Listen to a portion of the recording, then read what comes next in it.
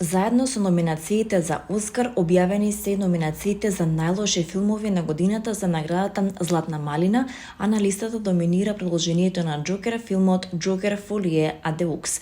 Овој филм води со 7 номинации, а блиску се Мадам Веб, Мегалополис, Барден Ленц и Реган со по 6 номинации.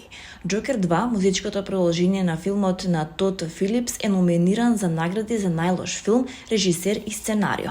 Леди Гага и Хоакин Феникс се номинирани за најлоша актерка и најлош актер, како и за најлоша комбинација на екранот. Продолжението на Джокер доби многу лоши критики по неговата премиера на филмскиот фестивал во Венеција и на крајот оживеа дебакл на бокс офисот, заработувајќи $206 милиони широм светот, наспроти продукцијскиот буџет од $200 милиони. Искрено, се додека не се појави со шеширот на глава, не бев сигурен дали воопшто ќе го носи. Знам дека и се допадна што направив, но никогаш не се знае. Вели дизајнерот на шеширот на Меланија Трамп, а видеото од неговата изработка ќе ве воодушеви.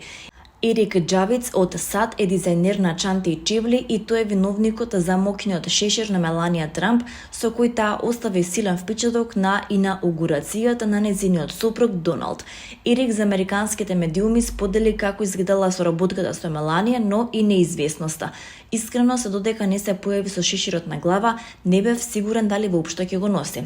Знам дека и се допадна што направив, но никогаш не се знае.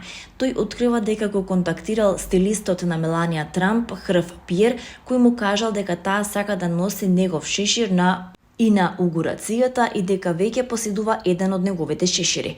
Всушност, соработката со Меланија не оди директно, туку преку нејзиниот стилист, открива Ерик.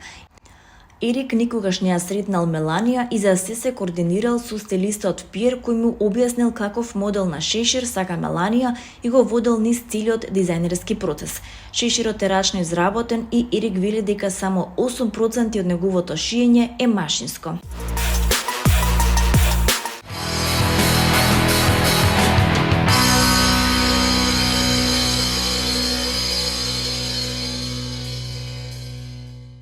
На градските гробишта Бутел во Скопје денеска ќе биде погребан сликарот и режисер Коле Манев.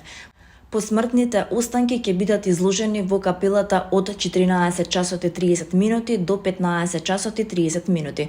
Потоа ќе биде извршен погребот. Манев, еден од најсилните представници на македонското современо фигуративно сликарство, почина завчера по кратко боледување.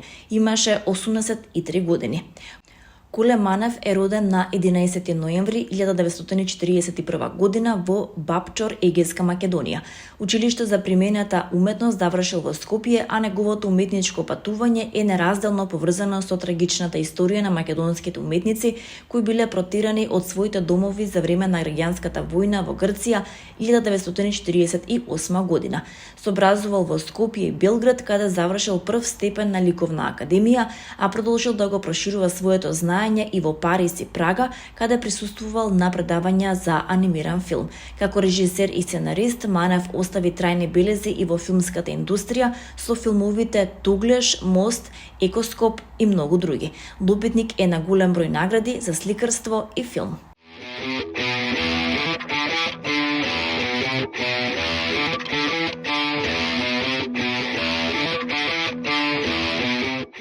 Подот снењето поради пожарите кои беснат во Лос Анџелес, на страната на Oscar.com се објави листата на номинации за Оскар за оваа година.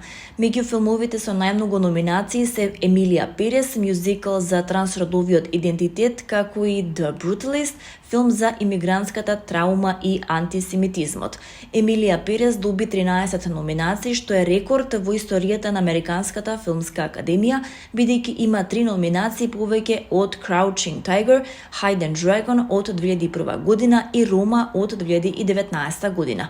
Brutalist и Wicked добија по 10 номинации, додека Complete Stranger, биографскиот филм на Джеймс Манголд за Боб Дилан, доби 6 номинации, како и филмот Conclave пренесува нова.